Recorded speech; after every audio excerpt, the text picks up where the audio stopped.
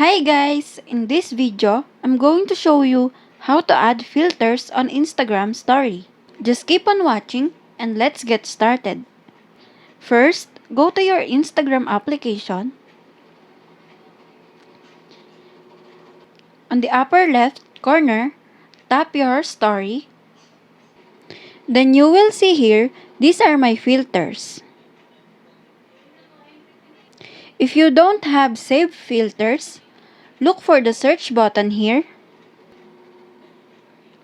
Then click it. Then you will see the filters in the effect gallery. Then click the filter you want. And right here, click Save. Another way to have the filter, open a story. Click the filter on the top of the story viewed. Then click Save Effect. And that's it. If this video helped you out, please consider leaving a like and let me know in the comments if you have any question.